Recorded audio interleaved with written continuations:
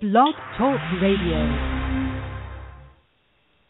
Namaste, people of planet Earth and the rest of infinite consciousness. Welcome to Nature of Reality Radio on May 20th, 2015. This is your host, Andrew Fisher, broadcasting every Wednesday from the suburbs of Philadelphia, Pennsylvania, to expose the true and false nature of reality for what it is and what it isn't. Today on the show, we will have Peter Kling, who is considered by many to be the Einstein of Biblical prophecy, and how the powers that be want to fulfill biblical prophecy in their quest for global domination. Peter has combined his scientific and religious knowledge together to uncover the mystery that religion has tried to keep hidden for over 2,000 years. He is a frequent guest on Alfred Weber's ExopoliticsTV interviews and has much to say about Earth's potential negative and, more importantly, positive futures. And I said more importantly positive because we are on a positive timeline. He is not in the queue yet. He told me he would be calling in from Blog Talk. I will check in at hopefully I'll get him on no later than 10 after the hour. Hope he calls in. But first, we will start with the news, courtesy of Alex Jones and Company at InfoWars. First of all, before I get into these specific articles here, Sean Cohen, my biggest fan and first ever guest on my show, sent me a link to a video that Alex Jones did on InfoWars recently. Actually, it was yesterday. He did this video talking about how he and a lot of other people that work for him are having a sixth sense feeling. Yes, Alex Jones, he doesn't talk a lot about spiritual stuff. He tries to focus on news stories that he can prove, and he's not really speculative. But he did claim that, yeah, he does acknowledge that there is like a sixth sense of sorts that you can sense, like when people are staring at you and such. Double-blind studies have shown that, among other things. And he says that his spidey sense has been tingling, so to speak. Him and Rob Dew, my last week's guest, his co-worker, fellow journalist Rob Dew, about how they think something big is going to happen. Their sixth sense is telling him something big, and Alex even said he may cancel all of his upcoming guests to spend a lot of time talking about what might happen, be it a financial collapse or whatever. A lot of stuff is scheduled to happen in September. We'll be talking about that in this interview for sure with Peter Kling, but just wanted to throw that out. Sean Cohen did send me that video that Alex Jones did to talk about that, so just want to encourage, maybe you guys might want to check that out. But anyway, now that I got that out of the way, let's do these articles here. Taylor Swift goes full retard, says the first article. Pop star has been brainwashed by radical feminists. Okay, well, she's not the only pop star that has been brainwashed by radical feminists. She's not the only one that's gone full retard, but so don't really have time to go into details about what specifically Taylor Swift has done to make her worthy of having a specific article here, but you guys are more welcome to check that out. And feminists, the only thing they want to do is suppress the Earth's feminine energy. But anyway, next article. House Democrat introduces gun registry bill. The bill allows the Justice Department to gather for personal information on gun buyers and vendors. Yet another example of how the government is trying to turn a right into a privilege. The Second Amendment in the U.S. Constitution, the right to bear arms, shall not be infringed. And here in Pennsylvania, it says in the Pennsylvania Bill of Rights, in the PA State Constitution, the right shall not be questioned. But for some inexplicable reason, the tyrants in government want to turn our right into a privilege. Well, I'll tell you what that reason is. That's because they want to disarm us so they can more easily inflict tyranny upon us, because they know that when the public is armed, the government cannot inflict tyranny, and the powers that be want to disarm us. That's why they staged Sandy Hook.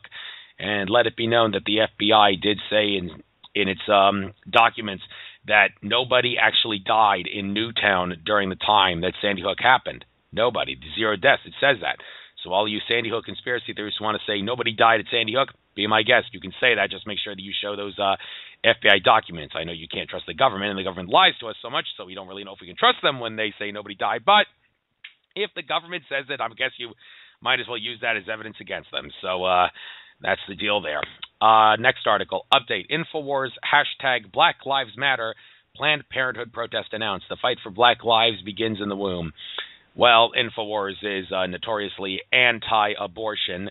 I, myself, am also anti-abortion, but I am not anti-abortion in the sense that they are, in the sense that I do not feel that abortion is murder. I mean, I've known people that wanted to get abortions. I haven't held anything against them. I was even willing to donate them some money to help them get through those hardships, and I certainly would not say someone should not be my friend just because they want to get an abortion. If someone feels that baby growing in their womb is a human parasite and they don't want it, well, I'm not going to hold anything against them for wanting to get an abortion. However, it should be noted, with that said, that Planned Parenthood, the purpose of Planned Parenthood was not to help people out. Many of the people that work for Planned Parenthood think that they're helping everyone out that wants to get an abortion, but the powers that be who created it, all they want Planned Parenthood to do is depopulate the earth, and abortion is part of that conspiracy. So let's keep that in mind. And by the way, Leslie Manookian, she's best known for her work on vaccines. We discussed that in my interview with her, but she also did discuss some stuff about Planned Parenthood. So if anybody wants to check that out, by all means, check that out. Next article, Thug tells whites, bow down to blacks, you're all going to die. Shocking racial animosity caught on camera. Well, I'm sure this black thug is not the first one to tell whites, bow down to blacks, you're all going to die. I'm sure there's been a lot of whites who tell blacks, bow down to whites, you're all going to die. So don't know what makes this specific article special. Don't have time to look into it. You guys can check it out for yourself. Next article, you won't believe how Clinton finally breaks her silence. Hillary ridiculously paints herself as transparent during press briefing. Hillary Clinton, transparent? Yeah, she's not telling the truth about Benghazi. You guys might want to check out my interview with Shari Edwards. She, the bioacoustic voice analyst expert who did a lot of voice analysts on Hillary Clinton, and so showed how she knows all about Benghazi and how she plotted that conspiracy to murder the ambassador in Libya on September 11th, 2012. And thing about Hillary Clinton, she is an Illuminati grand dame, as Fritz Springmeier said in his book Bloodlines, the Illuminati. And what I always like to talk about whenever I talk about Hillary Clinton, I like to point out that in David Icke's Revelations of a Mother Goddess documentary, Arizona Wilder talked about political and corporate leaders that she witnessed at satanic ceremonies. She had the chance to see which of those political and corporate leaders were reptilian aliens, and she said, quote, I saw Hillary Clinton before I knew she was Hillary Clinton, unquote. Make of that whatever you will, folks. Next article, Boy Scouts banned from water pistol fights because they involve simulated firearms. Former Scouts angry. What a load of politically correct crap. Oh, yeah, it totally is politically correct crap. Okay, this is another example of demonizing guns in the most ridiculous of ways to brainwash people into thinking the right to bear arms should be taken away. I mean, there's these kids in schools who get expelled or suspended because they bite Pop-Tarts into shapes of guns. It's asinine. It's absolutely goddamn asinine. And now it's happening with the Boy Scouts. And I've never been a fan of the whole Boy Scouts thing, not letting homosexual people into the Boy Scouts just because they're homosexual. I mean, you can say what you want about private organizations having the right to discriminate, so to speak, against certain things, and not all discrimination is worth the government getting involved in to ban the discrimination. But at the same time, sometimes when it comes to sexual orientation, people can't help it because they are born that way, their brains are wired that way, and sometimes you maybe just want to give them the benefit of the doubt for that reason, but the Boy Scouts seem to think otherwise. A lot of agree to disagree in this whole scenario. All right, next article. U.S. may sink Iranian humanitarian ship headed for Yemen. Pentagon dispatched carrier Iwo Jima to monitor transport. Yes, the United States government is always telling us Iran is our enemy. They always say that Al-Qaeda and ISIS are affiliated with Iran, which is asinine because Al-Qaeda and ISIS, they're Sunni Muslim, and Iran is a Shiite Muslim. So those two Muslim sects are against each other, but yet Americans don't realize that, and so they buy it. And Iran, it hasn't invaded any countries whatsoever, and the United States is number one. Is the Roman Empire of the modern era, number one on the list of countries that invade other countries the most, and yet we're supposed to think that Iran is a danger and a threat to the world. Does Iran have nuclear weapons? They probably do, but they're nowhere near as a threat as the U.S. is in regards to our nuclear weapons, with America being the Roman Empire of the modern era. All right, one final article here. Climate blockbuster. New NASA data shows polar ice has not receded since 1979. Global warming alarmists claimed Arctic ice cap would be gone by now, but sea ice is 5% above 35-year average. Yes, the Earth has gotten cooler. No, I mean, some places have gotten warmer, but on a global scale, on the overall scale, the Earth has gotten cooler for like the past 17 years. Sometimes I wonder if Mother Earth is actually making herself colder on purpose in order to expose the fact that global warming is a lie.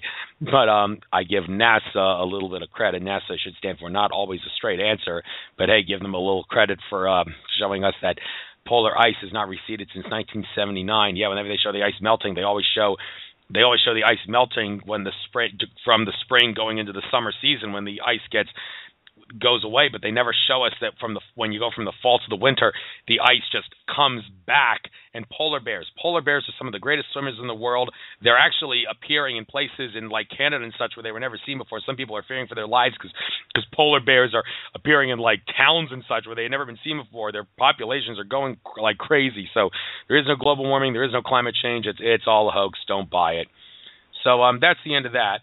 Peter Kling, 2012. I see he is here. That is definitely him. He told me he'd be calling on Skype. So, Peter Kling, you are on the air. Can you hear me? I think so. Yes, you can hear me. Here. Oh, and there's a lot of people in the chat room here. I see you are, and well, there's a lot of people with guests, so they obviously won't be able to participate in the chat because they don't have an account. But hey, no surprise there. You're a very popular guy. All those interviews you did on Alfred Weber's show would certainly make you very popular. I did actually watch your most recent interview with him, by the way, just to help me prepare for this interview. So I'll probably reference a few things there. But I think we'll start right off the bat with the thing that you are an expert in. It says you're the Einstein of Biblical Prophecy. It says so on your website.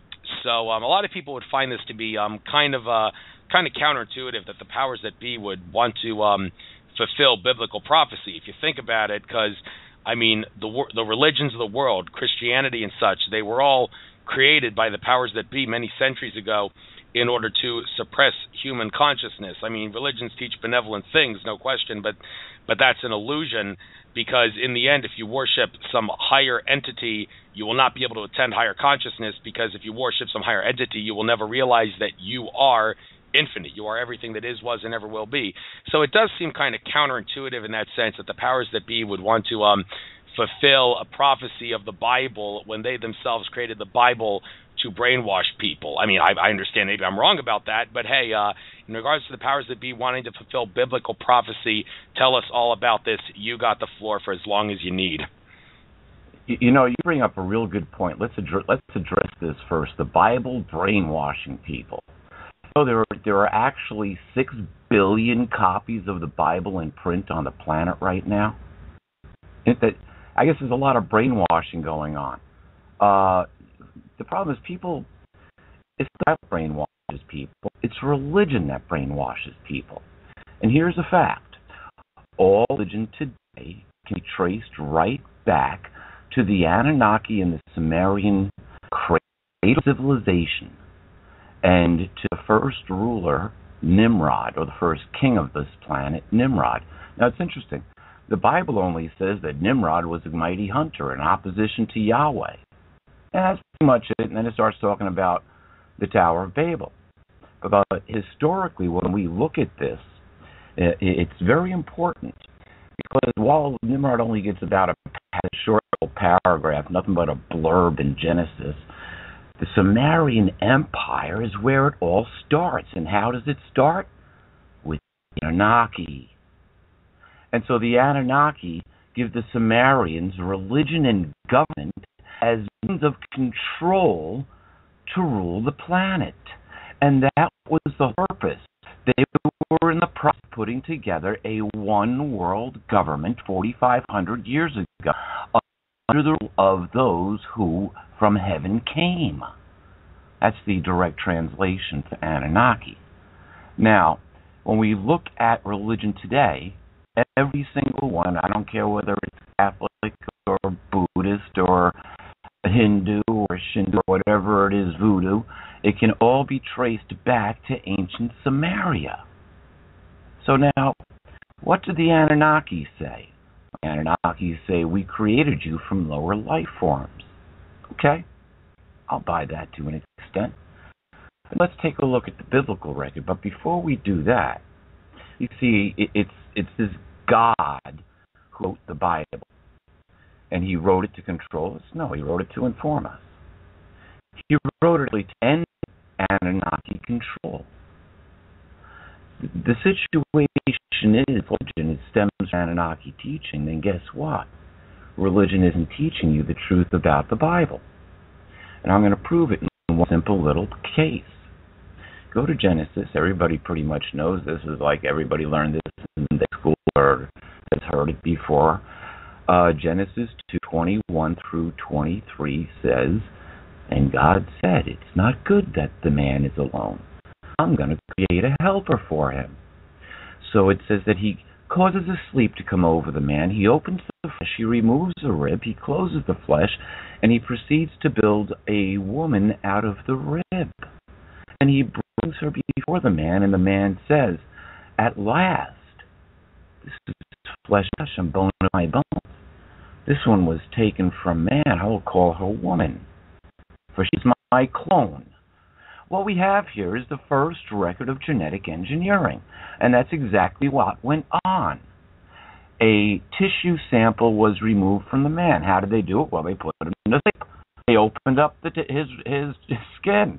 They removed a rib. They closed it back up. They sent the tissue sample down to genetic engineering. They shake and bake the machine, made a female copy of it, changed the hormones around, dialed in the DNA to give the right result. And bang, out comes flesh of my flesh and bone of my bones. Scientists today have figured that you can create, or they could create, a entire population of the planet based on one unit set of DNA. And no two people would look alike. But now, they've actually gone further. About a year ago, I read an article that stated that our genome carries the information for every living creature on the planet. I'll repeat that. The human genome, our DNA, contains the information for every living creature on the planet. Oh, it just all evolved. It just all happened by itself. Wait a minute. You got the Anunnaki record that says that we were genetically engineered. We made you from lower life. You've got the biblical record that is purely genetic engineering. But who? God. Now, to get an understanding of really what we're talking about and who is God. And it's interesting, you pick up about 99.9% of the Bibles today, and you look for God's name, and you can find God's name because it's been taken out. King James had it taken out over 7,000 times.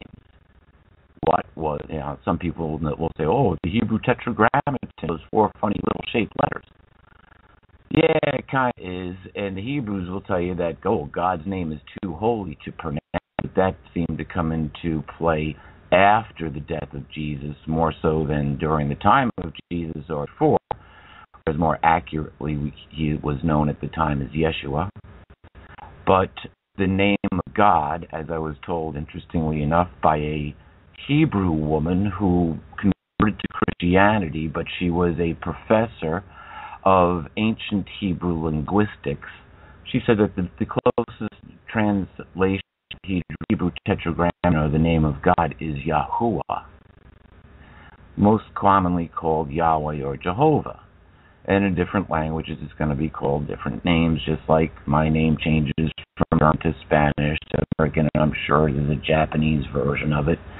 In ancient times, it would have been Bach, Peter, and so whatever Latin would be, or whatever Aramaic, there you go.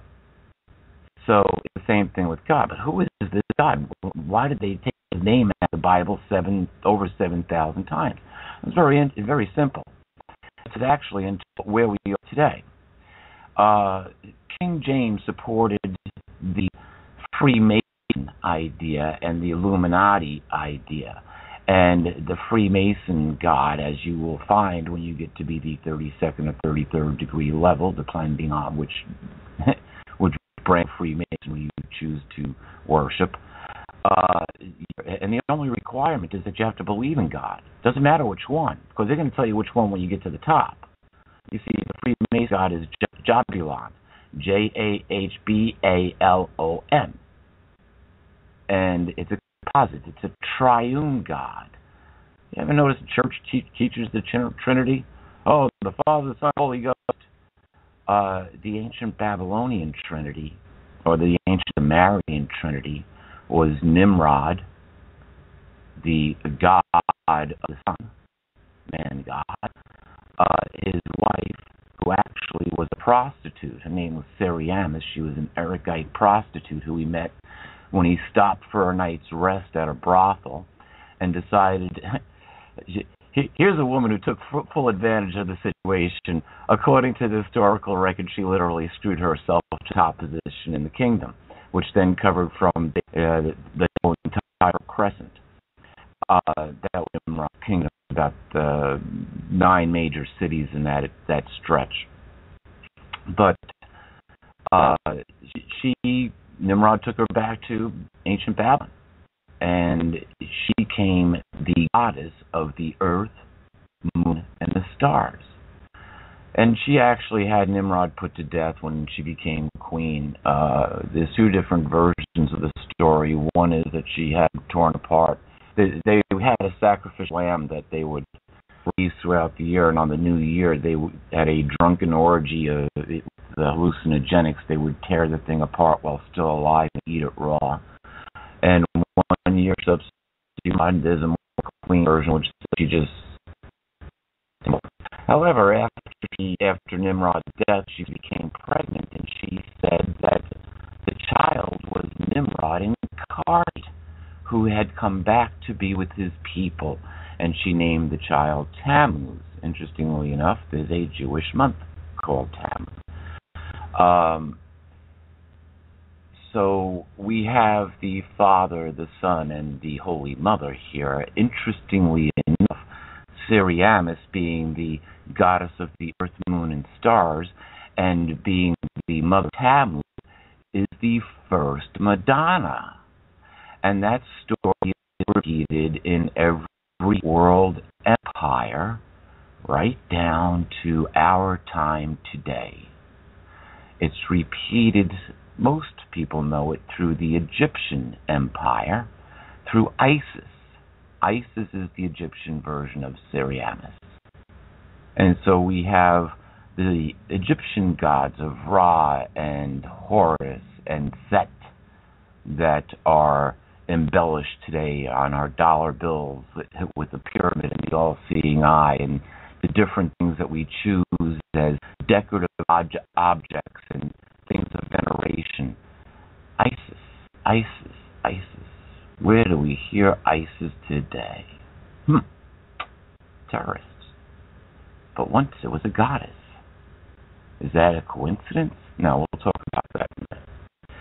But who is God? Who is this Yahweh or Yahuwah or Jehovah whose name was removed from the Bible 7,000 times? And why is Peter Kling called the Einstein of Biblical Prophecy? Okay, well, let's take a look at this. We couldn't understand, first of all, that Genesis 2:3 is a record of genetic engineering until after 1950s, but we didn't discover DNA until 1955. It was in 1969 that there was a World Conference on genetic engineering, on all genetic engineering experts at the time and all scientists that were involved in DNA, and they were trying to establish a line between where they would start playing God and where genetic engineering would stop. And they came up with no conclusions. So genetic engineering moved on. And we know today that they've genetic engineered everything from goats that give spider milk to pigs that glow in the dark. So whatever you'd like, they've genetically engineered a lot more than that. But we couldn't understand the scriptures until we understood genetic engineering, or at least until our science progressed far enough to understand genetic engineering. So, in my wonderful mind, one day while reading the book of Job, which was dealing with global warming. It was Job, the 38th chapter. I believe it was right around the 22nd verse. God is asking Job, have you seen my storehouses of snow that I have saved for the day of distress and war? And I'm thinking, what would Job know about storehouses of snow? He lived in the Middle East, in Persia, probably close to India. What would they know of snow? What was on top of the mountains? Where were these storehouses of snow? And so I meditated, did a little meditation, and went down to a level of mind where it went to theta level, actually, where the brain vibrates at 4 to 8 cycles per second, and I looked through the world through the eyes of Job, and then I did my mind's eye. I kind of left the planet. As I'm leaving the planet, I see, there's the storehouses on the poles. Now, whether you want to believe that we have global warming, there is one thing that's happening, that is we do have climate change. And from year to year, yes, the ice levels do melt, and they do replenish themselves. And yes, polar bears are left high and dry and are fantastic swimmers. I was watching a documentary just the other night. They clocked one polar bear swimming 150 miles in the ocean. And he got to his destination. But we see climate change all over. What was it, a week and a half ago? We had a tropical storm, a snowstorm, and flooding all in 3 different parts of the country, plus the drought in California, all at the same time. Oh, I left out the tornadoes. Tropical storm, tornadoes, snowstorms, drought in California, and flooding in Texas and Oklahoma, and snow up in North Dakota. Well, what? Tell me that's ever happened before. You mentioned the Sandy Hook incident. You might preface that with Hurricane Sandy, the only hurricane on record that has traveled up the East Coast in the fall and then decided to make a left-hand turn and go right through an oncoming cold front. Wiped out it was a trial run on the New York City harbor. See where the weak points were. See where the flood areas were. Getting ready for the big one. Whatever that big one might be. So we've got these things, but it doesn't answer the question, who's God? Well, see, we really couldn't tell until our science got to the point of where we are today, or actually pretty much where it took to the point of getting to the 20th century, and where the mathematicians came up with string theory. Because only now could we start to understand who this Yahuwah, or as Pharaoh said, who is this Yahweh that I should let his people go? That's what he said to Moses in the book of Exodus. Let's find out. With string theory says that all matter doesn't make any difference what it is in the atomic level or the photon level. Everything that has energy vibrates, and it vibrates at different speeds at different rates, and it vibrates the same way a string on a guitar, piano vibrates, or if you've ever taken a rubber band and stretched it, how it makes different sounds the more you stretch it. Well, these little molecules of string are inside the atom, and it's what gives the atom and the neutrons and protons their life. These little itty bits of string. And to give you an idea of the size of scale, I don't even know if I could do that. Because on the atomic level, now remember, string is inside the atom, and on the atomic level, there is 1 part of solid for 4 trillion parts of empty space, which means we don't hardly exist, nor does anything in our world that we think is real hardly exist, because it's mostly empty space. Yet we perceive it as real, bump up against it and try to walk through it until you tell me it's not real. But yet, that's the power of electromagnetism, and it's all how it works, based on string theory. Now, what else does string theory tell us?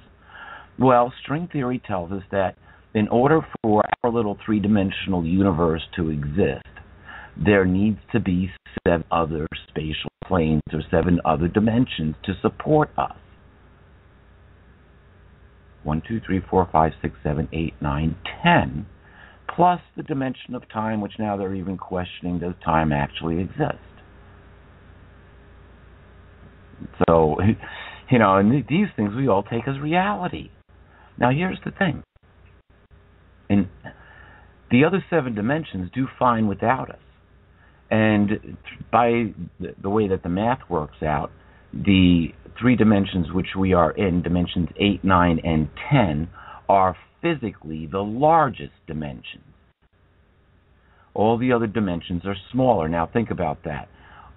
We have 1 part solid for how many parts of empty space? 4 trillion parts of empty space. That's on the atomic level. Well, think of a Russian nesting doll. There's 7 other dimensions inside of that.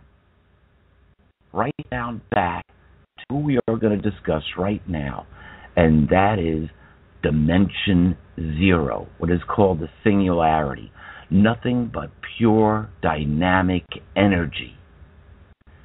And when we go to the book of Revelation, it says, before me, this is Yahweh or Yahuwah or Jehovah speaking of himself, before me nothing existed, and after me nothing will exist. And we know by pure, simple physics we can neither create nor destroy energy.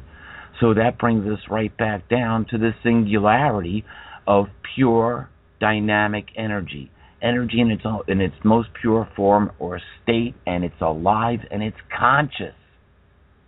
Oh, it couldn't be conscious. Well, obviously you're not conscious either. We know it's conscious because we are conscious. And we know now scientifically that we are all connected at the conscious level through the Earth's own vibration of the Schumann resonance. Yeah. Interesting little tidbit.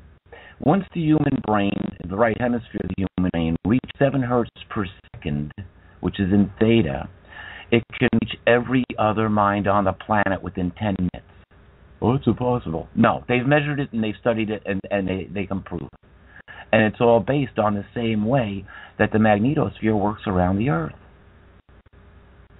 How about that? Now here's an interesting thing. There are 7 billion people, over 7 billion people on the face of the Earth.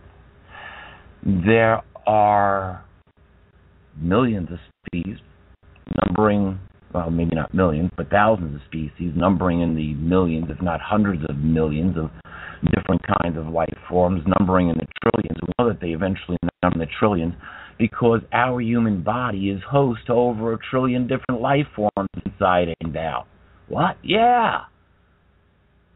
There's two little bacterium sitting on you right now saying, "Oh, do you really think Peter Kling exists?" And the other one says, "Nah, that's on your mind. I don't believe in evolution."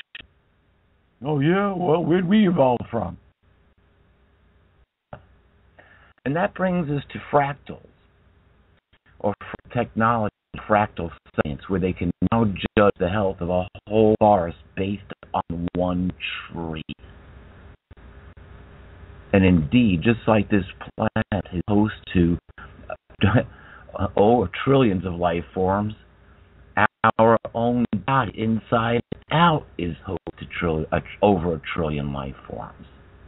And to think that the planet Earth is the only planet in this universe is ridiculous. Go back to the pure dynamic energy. What changed this pure dynamic energy, which is allegedly conscious and intelligent, into everything that it is today, into 10 dimensions, at least 10 dimensions, where string theory comes M theory, and then M theory comes superstring theory. Superstring theory says that there could be an infinite amount of dimensions, an uncountable amount of dimensions. M theory says that life in a dimension happens when 2 parallel dimensions, and think of curtains. If you have curtains in your house hanging, think of 2 curtains touching, and all of a sudden there's an electrical discharge. And so what happens with everything, Big Bang, is essentially an electrical discharge within our three-dimensional physical universe. And by M theory, that discharge should last about 1 trillion years. Now, how old is our universe? 15 billion years about. So we are on a trillion-year journey, and we're 15 billion years into it, which means we have another 185 billion years left to go before we get to the event horizon, or after me, there will be nothing back to singularity. Now, we're in 1 billion years from now. Where are we going to be in 100 billion years from now? Where are we going to be in 985 billion years from now? I don't know. The soul's eternal, God, or it could be. And according to the genetic engineers, they don't understand why our bodies break down and die. Well, they do, because as our DNA splits, there are little telomeres at the end. It's kind of like losing the little plastic end off of your shoelaces. Well, the more you play with your shoelaces after that, the more that the frayed they become until you're left with nothing but a dead shoelace. And that's pretty much what happens with us. After the telomeres are gone, the DNA doesn't reproduce properly, and one day it just stops reproducing. Or we get tumors or things like that. And with everything that we're under attack with, we break down and die. Interestingly enough, we are where we are today, but how do we get here? Well, go back to the zero dimension. The zero dimension had an intention. When we start reading Genesis, it says, in the beginning, God created the heavens and the earth. Bang! Whether it was by what M theory says, where two membranes come together and touch and start the spark, or some version of the Big Bang, whatever it was, we got the Big Bang. But automatically, it's the heavens and the earth. So we're focused right here on earth. And then it starts talking about the earth, and it says, in God's force, Holy Spirit moved to and fro over the watery deep. Well, we don't know what happened to spark life. Everything was here, something all together, all the RNA and stuff just kind of like all came together. All these proteins started to form, and bang, we got cyanobacterium.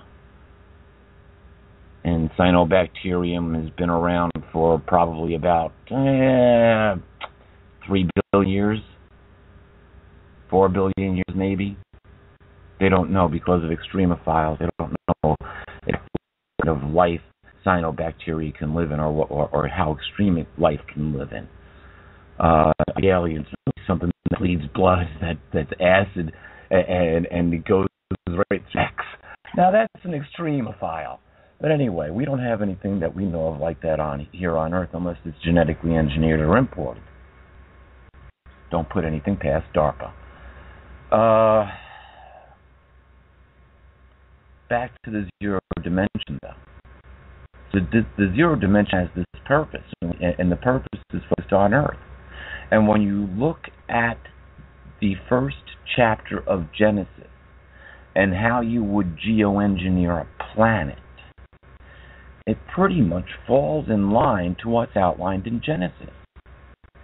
Now, it's interesting, if we get to a point in Genesis where God says, let the skies have wildlife in it, and let those seas put forth swarm fishes and have life in it, and let the land put forth grass.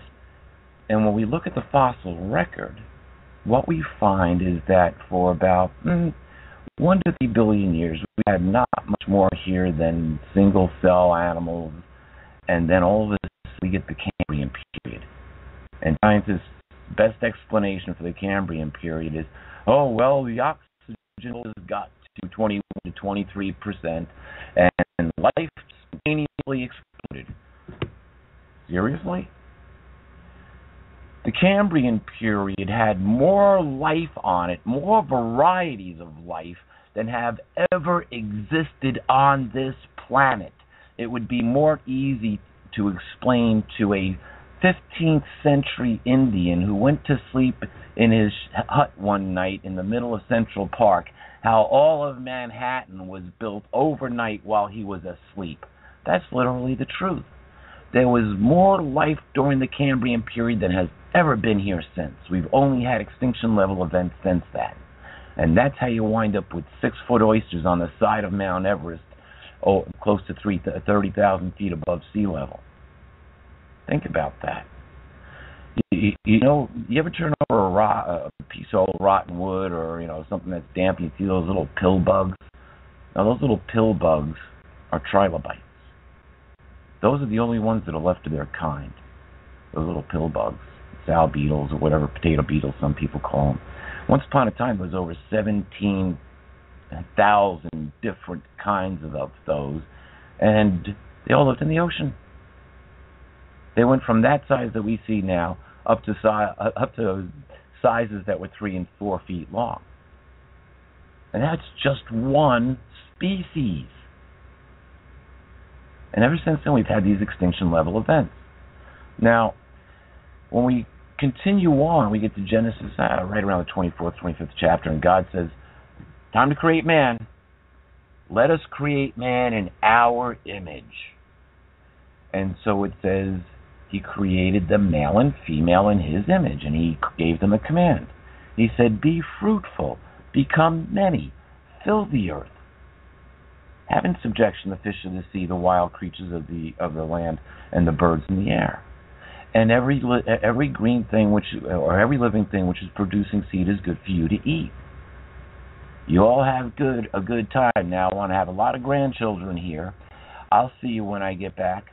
I'm going on vacation. And that's pretty much how Genesis, the first chapter, leaves off. It says that God, or Yahuwah, took a rest day, the 7th day. And then you get to the second chapter of Genesis, and it talks about how Adam was created first. And it says that Adam was created out of the elements of the ground. Now, here's where the story differs between the biblical story and the Anunnaki story. The Anunnaki story says that, we created you from lower life forms. Well, that's pretty much what academia says, except we weren't genetically engineered. It just happened by itself. It's evolution. Although the Anunnaki said we created you. Okay. And so did the Bible, basically. Let us create man in our image. Well, what's the image of God? Does it look like Cro-Magnon man? Does it look like Neanderthal man? Does it look like Homo capensis? Or is it something much more spiritual? Something much more at the soul level? You see, our physical form is directed by the environment in which we live. So if this was an ocean planet, we wouldn't be walking around on 2 feet breathing air now, would we? We more than likely would have fins, and if we did breathe air, we'd be breathing air through the top of our heads, pretty much the same way that whales and dolphins do today. If this was a planet with very little gravity, we'd be a lot bigger than we are today. We might still be walking on land, but we'd be a lot bigger. Once upon a time, this was a planet with a lot less gravity than it has now, a lot less mass. How do we know that? Well, roughly about 50,000 metric tons of space dust lands on Earth every year. So let's go back about 1 billion years and do the calculation. 50,000 tons of metric tons of space debris, and some accounts are higher. Some will take it up as far as 300,000. But let's go on the conservative side. Just do the math. And then you'll figure out how much more massive the Earth is today than it was 500 million years ago at the start of the Cambrian period. So here's the situation. One of the big problems with the Bible, it's a need-to-know book. And it doesn't expound on very much. Look, it said Nimrod was a mighty hunter in opposition to Yahweh. Well, the historical record, that's where this cradle of civilization starts. But what happened before that? Well, the Bible talks about the Nephilim. It talks about how the sons of the true God came to earth. What happened before that? Well, it talks about this Adam and Eve couple. Okay, let's start there. Adam and Eve, after Eve is brought to Adam, of course, from the command of Genesis 1, they're told to be fruitful, become many. Of course, they don't seem to get around to that right away. But Adam, it's noted that she's naked, or they are naked, they're not wearing clothes, and they're good with it. And then you flip over to chapter 3. And it starts talking about how they're not supposed to eat this fruit from the tree of knowledge of good and bad, and all of a sudden this serpent shows up, and Eve's in this one part of the garden, Adam's over on the other side of the garden, and the serpent says, "Is it really true you're not supposed to eat from this fruit?" And Eve says, "Oh, no." The serpent says, I'm sorry. The serpent says, "Is it true you can't eat from any of the trees of the garden?" And Eve says, "Oh, no, it's only this tree that we can't eat from." And the serpent says, "Well, why is that?" And he says, "Well, if we eat from that tree, it'll kill us." And the serpent says, "Oh, it won't kill you. God knows that if you eat like that, you'll be like God." What Eve didn't know is that she was already like God. So was Adam. When we go back and we look at how it starts off in Genesis 2, it says that Adam was formed out of the dust of the ground, out of the elements of the earth. Hey, they had a shake and bake machine to make a rib into a woman. So there you go. Whatever Adam was had perfect human DNA. They didn't need to recreate the wheel. They just needed to do an adjustment. So that they made a clone of Adam. But Adam was special. Into Adam's nostrils was blown the breath of life. And who blew it in there? God. Yahuwah. Yahweh. Jehovah. It was the soul that was being put into the body, which is what connects all of us, regardless of the size or shape of our bodies. But we are all connected on the planet at the soul consciousness level. Ooh. And we're connected back to our Creator. And so when you get to Genesis, the 9th chapter, the 5th verse, it says, "I shall ask back the soul from every living creature. From man I shall ask back his soul." There was a prohibition about, this is after Noah gets out of the ark and he's allowed to eat meat, and Yahweh says, "You can eat meat, just not its soul." So there's something directly connected with our blood and our soul. You want to talk about Lucian child sacrifice by the church and by the Illuminati that run this country and every other country under this planet? You want to talk about where half a million children vanish to every year? What about the Circle of Nine, who choose the next pope based on and celebrate it with a child sacrifice? You see, this is chime in anytime you want, Andrew. Oh, yes. Actually, I do have a bunch of different questions. God, I'd figure out exactly when you were going to stop and all. But anyway, well, first of all, the Big Bang thing, a lot of people would assert the whole idea of a Big Bang is ridiculous because, I mean, if we're all infinite consciousness, that implies there couldn't have been a Big Bang. The whole universe, there was no beginning and there is no end. I mean, one example that people have given me to talk about this is the Andromeda Galaxy and the Milky Way. They're currently coming together, but at one point they were coming apart. And so do you actually subscribe maybe to the idea that the Big Bang is wrong? Well, yeah, it obviously is wrong. The Big Bang was actually based on the Vatican's work long, long time ago. When you look at, that's why string theory is just so important in this, string and superstring theory. M theory, and this is mathematical. And the only reason that it's theory is that they don't have a real thing to prove it with. So it's going to remain theory forever until we get beyond our physical form. But with M theory, the theory is that once two membranes touch, there's an electrical discharge which happens. And so in the beginning, God created the heavens and the earth. Now, let's go back to fractal technology, okay? Let's go back to fractal technology. When a sperm and an ovum come together, two membranes touch, and there is an electrical discharge, including a sharing of of DNA, which then creates a whole human genome, which then goes on to create a whole human body, which turns out to be a host to a trillion other life forms. And it all starts with two membranes touching. Fractal technology. And so to think that life only exists in our three-dimensional part of the universe is ridiculous, because the other 7 dimensions existed long before we have, based on Earth years. But in the reality, it could have all started at the same time. You see, each dimension could be a cellular membrane which has its own life forms living within it. Just like we have life forms living within our skin, we have life forms living within our mouth, we have life forms living within our stomach, and we have life forms living within our colon. And we got life forms living within our anus and on the bottom of our feet, and they're all different. So look at the fractal technology there. It's ridiculous to think that life forms do not exist in other dimensions. And so when you get to things like space wars, fighting between intergalactic forces, no, they're interdimensional forces. Go read Revelation, the 12th chapter. It's pretty well clear that there's an interdimensional battle going on. But first, we're on the wrong end of the Bible. Let's go back to Genesis here for a minute, because this is important.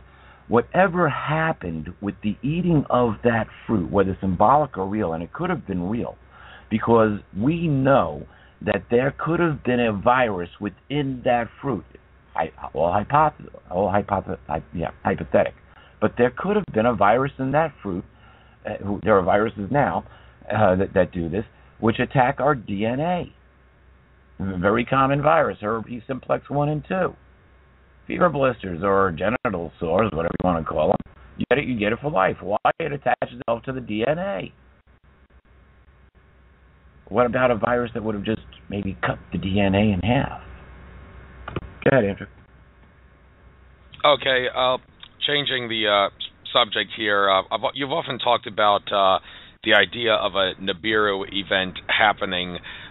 First of all, in regards to what Nibiru is, Zecharia Sitchin's work has been validated. Let me make it clear. I have on previous shows made it clear that Zecharia Sitchin, he was not a disinfo agent, he was not a fraud, and I have talked about how the powers that be have actually gone to great lengths to discredit the fact that discredit him and keep from us knowing that his work is very accurate. I don't think in this interview I want to get into the details for that. People can check that out in some of my other radio shows. But the point about that is the planet Nibiru, as Sitchin talks about, it does exist. And in my interview with Patricia Corey, she talked about how Nibiru, used to be part of the Sirius star system. It didn't survive the ascension of one of the stars, so it was flung out, and the Anunnaki who are on Nibiru are currently in a state of limbo, so to speak, between us and Sirius, and that's their planet in the 3600 elliptic orbit it's on, is sort of between us and Sirius. Although it's kind of that doesn't seem to resonate though with what other people have said, like Akashic Records creator Andrew Bartzis has said that the Anunnaki from Nibiru, they are currently locked out of our reality.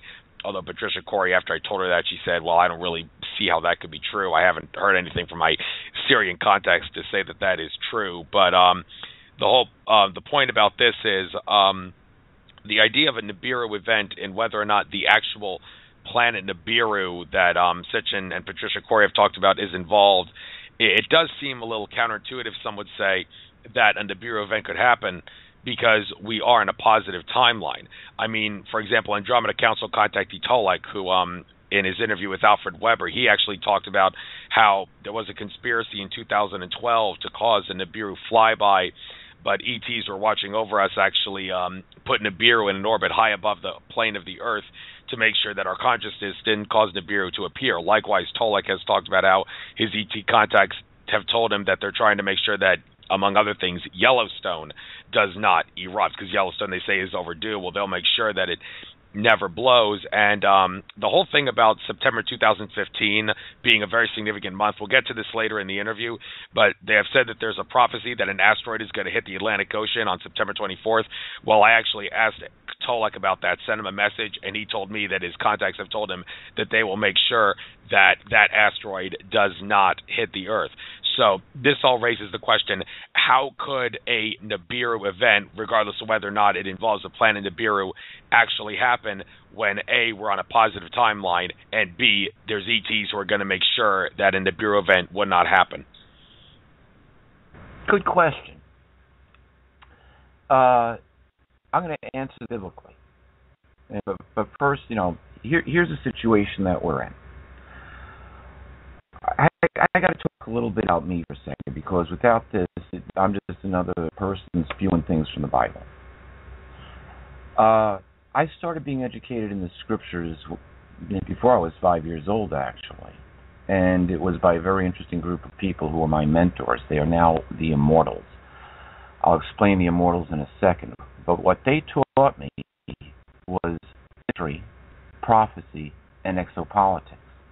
There's an exopolitical level to this, and that's what Alfred Webre and I have such a great understanding of, is the exopolitics that's involved here. Now, remember, according to string theory, we know about these 7 dimensions that exist outside of our physical 3 dimensions, so henceforth our physical 3 dimensions is the youngest. So prior to this, life did exist in those other dimensions. It's ridiculous not to believe that. Interdimensional travel is real. However, the other dimensions are not physical as we understand them. Doesn't mean that they're less powerful or the entities that live there aren't less intelligent. In fact, they are much older than us. I would suspect that probably millions, if not billions, of Earth years older than us.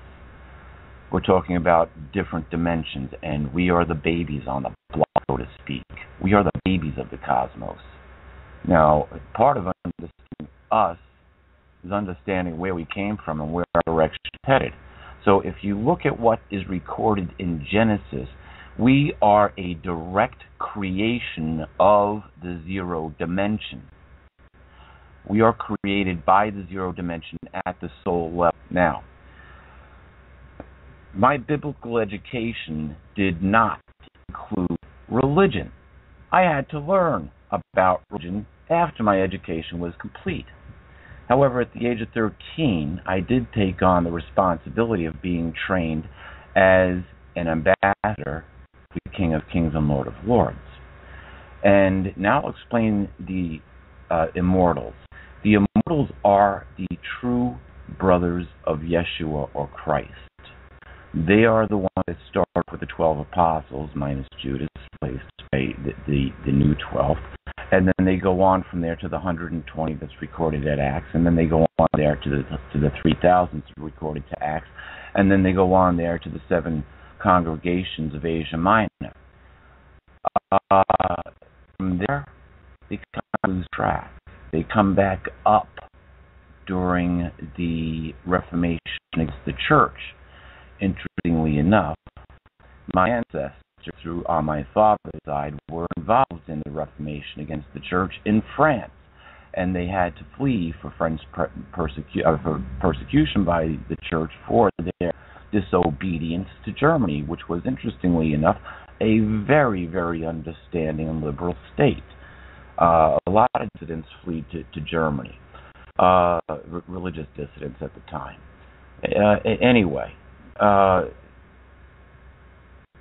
back to where my education came from was these entities, remnant of them who were my mentors are no longer on this planet.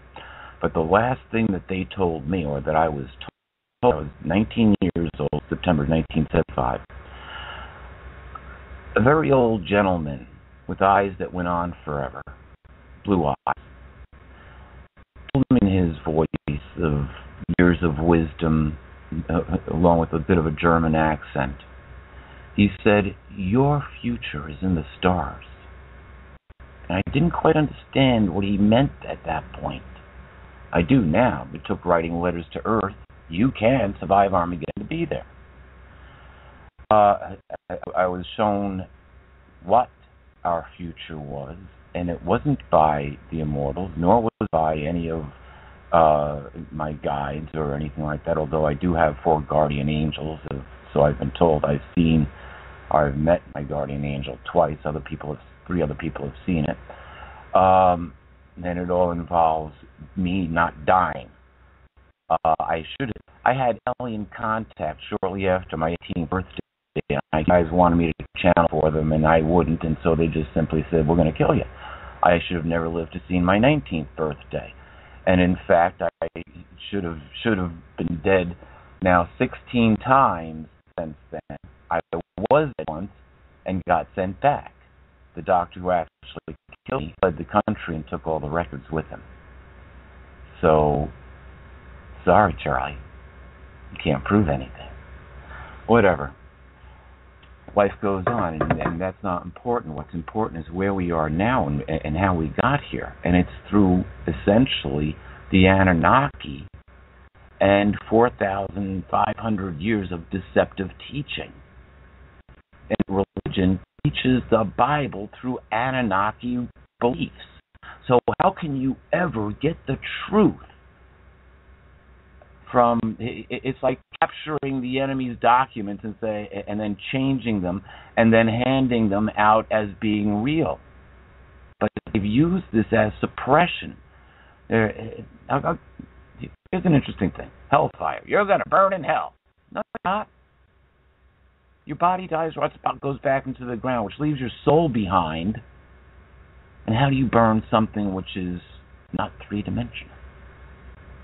How do you burn a spirit? How do you burn the wind? How do you burn energy? Impossible. But you know what? Here's where they get hellfire from. The word comes from the Aramaic word Sheol, Hebrew word Sheol, which means grave, common grave. And when the Bible was translated into Greek, Sheol was translated as Hades. Oh, Hades, the place of the god Hades. You mean the guy who rules that lake that burns with sulfur and fire? Yeah, that's the guy who torments souls. And so Sheol became a place of fiery torment under Greek mythology. So you have to go back and understand what the original texts meant. If they put God's name back in the Bible, you wouldn't have to do as much research. You'd find it in virtually every paragraph. You would find the name Yahweh or Yahuwah or Jehovah, whatever they chose to put back in there. And then we could have a personal relationship with not some humanoid entity, but back to the zero dimension, back to the pure dynamic energy that is in everything that's around us, back to the origin of the God particle. Does that resonate with you? Oh, yeah, that makes perfect sense. Well, some might say, although there's kind of some skepticism over what the God particle actually is, because, it's CERN telling us what the God particle is, and, you can't trust CERN for anything because many people have talked about how their experiments are designed to screw us over in so many ways by, among other things, screwing with our timelines and all that. So what's your take on that debate of what the God particle is? Well, I'll tell you what, it's very simple. The God particle, when you look at string theory starts with string. What string? Vibrating energy. Well, what makes the string vibrate? Hello, God? Very simple. It's mathematical. You need a battery to charge the string to make it vibrate. So you need some sort of pure dynamic energy to get that string to vibrate at just the right speed so that the hydrogen string vibration and the oxygen string vibration come together and give us something to drink. Or that different molecules could have attractions in different ways. Or that under duress, through chemical process, they're forced into non-normal molecules, non-natural molecules, unnatural molecules, and then we use it for our containers, or we inject ourselves with it as medicine, or we turn around and clothe ourselves with it, or breathe it in, whatever the case. So, that's where the God particle is, right back there. Now, what about CERN? I've got my concerns about CERN. But the biggest concern is that they're trying to actually capture and accumulate, which is more than likely antimatter. Remember, there's a positive and negative charge to everything. And so what they're doing is accumulating this energy. And the reason for it is it's the only energy that they could possibly even begin to use against the immortals. The immortals are life forms that they can turn around and direct pure dynamic energy or can direct antimatter. So I've talked to channelers before. I've gotten into our debates with different channelers, and there's one thing it always comes down to, and every single one of them has to agree.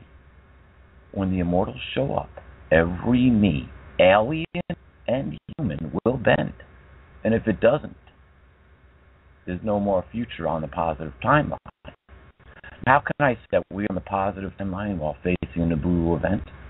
Yeah, because I don't think you answered that question, as a matter of fact. Right. How can there be a Nibiru event when we're on a positive timeline and ETs are out there to make sure the Nibiru event doesn't actually happen? Well, you see, the ETs that are out there, let's talk about them first. There's a total of 300 million. A third of them are part of the rebellion. 200 million are not. 200 million are standing by at the command of the immortals and the King of Kings. So what's going on in ET land right now, I cannot confirm. I only can confirm what goes on the planet, and it's here what makes the biggest difference. Something in history, right around the time of the Exodus, turned the sun dark for 3 days. Now, according to the Chinese and according to the Egyptians, in their secular history, there were fantastic coastal events and great earthquakes at the time. Interestingly enough, when we go to Revelation, the 6th chapter, the 12th verse, it says that a great earthquake occurs, and the sun is turned to darkness, and the moon is turned to blood, and the stars fall from heaven like a great wind blowing unripe figs off of a tree. And every island group and every mountain is removed, and the heavens are rolled up like when you're rolling up a scroll. And it says that the kings and the military commanders and the mighty ones, those seated on horses, all the way down, right down to the slaves, cried out to the rock masses and the mountains to hide us from the one seated on the throne and from the Lamb, because the day of judgment has come. Now, it's the day of judgment, but what happens first is we get this event. Now, let's deconstruct this event right here. It darkens the sun. The moon turns to what looks like blood. It just had regular blood moons, interestingly enough. And it starts off with this great earthquake on Earth, and we see the stars falling from heaven. If there was a brown dwarf star that was passing by us in the sun, it could possibly turn out the sun for a few days. Brown dwarf stars, it rains iron, and they leave iron trails in there, rust trails, basically. They would look like, if you could see them, they would look like a star or sun with wings. It would be essentially a giant magnet that would be going right between us and the Earth and keeps on going. See ya. Now, it's happened before, and everybody seemed to do just fine. As a matter of fact, if it did happen this time of the Exodus, well, the Israelites, led by, and a decent amount of the Egyptians too, led by Moses, left land. Now, let's take a look at something. When they left Egypt, the last plague, the Passover plague, which was to foreshadow the coming of Yeshua, the Messiah, that plague killed the firstborn. And it was a direct plague against the sun god Ra and the house of Pharaoh, who was supposed to be the Ra in the flesh. And it says that the destroying angel was responsible. The destroyer. Now, after the Israelites, something parted the Red Sea. Nobody knows what parted it. They said, oh, well, it was a reed sea. They went through a swamp.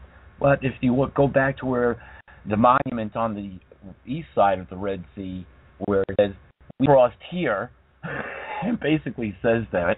It's a monument that's actually parked here. It's a shallow part between two parts of the upper part of the Red Sea, where all of a sudden the land comes to 50 feet of the water, and they just so happen to find the ruins of horse bones and chariots. Where they came from. Now, you read the account, and it says that there was a pillar of fire that lit the night sky. It was actually blocking Pharaoh's army. But it lit the night sky at night, and there was a cloud covered them during the day. Was it a lenticular cloud hiding a giant evil? I don't know. I wasn't there. But you look at the evidence. Wait a minute. Where did this pillar of fire come from? Was it a laser?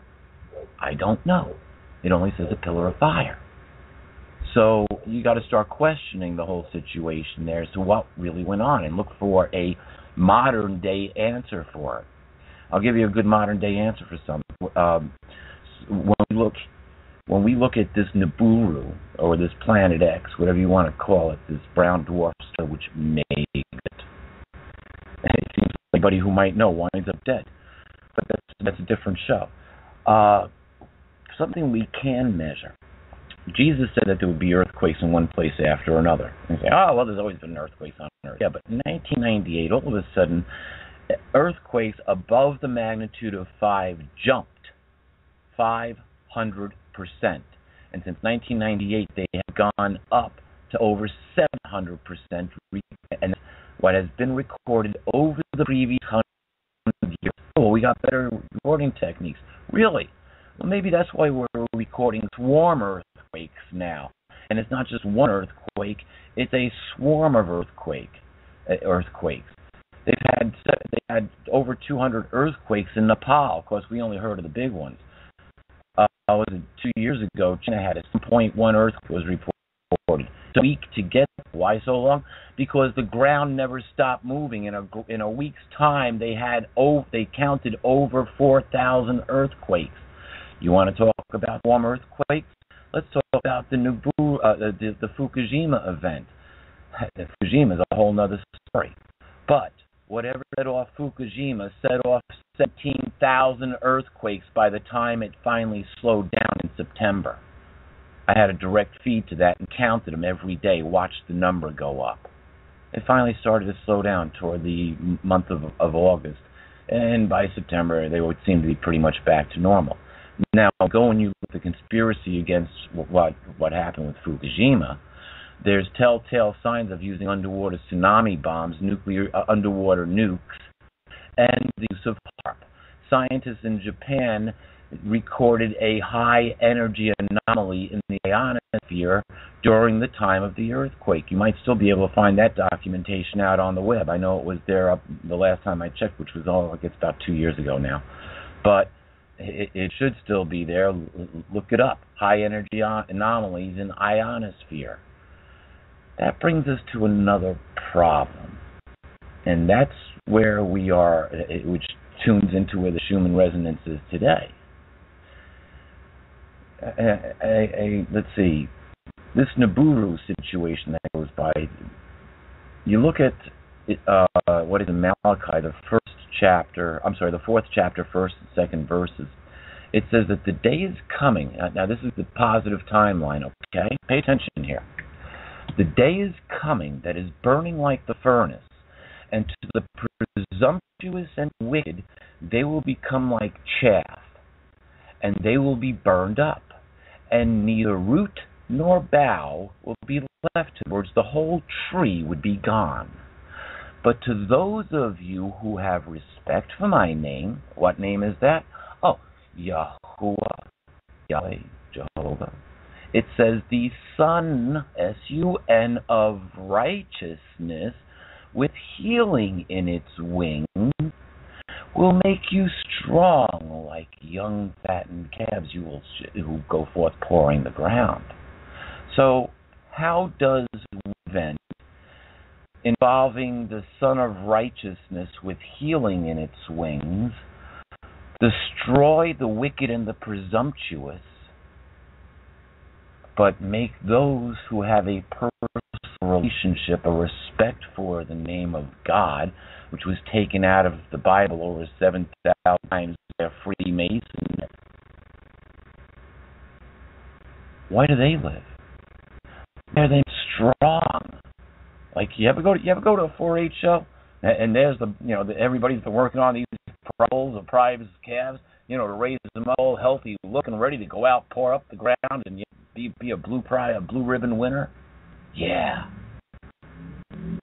Not being feeble, not being sick, not having to endure the artificial food that we're being fed and the injections that they make us take that are now going to be law. Not to keep natural medicines like cannabis away from the people. Congratulations, Pennsylvania, by the way. Legalized medical marijuana has passed the state Senate and is going to the House. So more people will have the benefit of that. To smoke. It's still illegal to smoke cannabis in the state of Pennsylvania, but it is available as medicine, which I believe is great. What did it say in Genesis? Anything producing seed was good for you to eat. That's what the most powerful, dynamic thing in the whole entire universe for us to do was good. Don't worry about it. When you turn it into chemicals, it becomes garbage. And so what's happening to our planet here? You see, here's the thing. If we have an Nibiru event, and let's say it is a brown dwarf star that comes past this planet, and I'll just be devil's advocate here for a second. Let's say it's going to put the lights out here.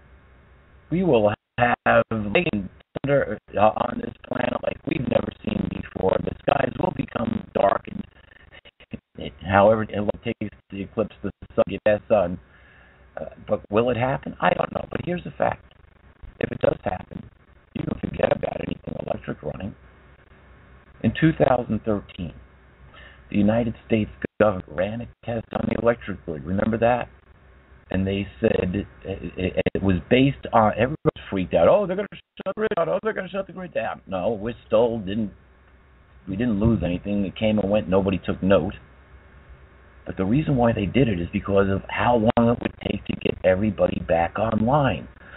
You got to remember, there's still a United States versus Russia mentality, if you want to call it that. And if you go back to the Cold War, they figured that this is where the euro came from, actually.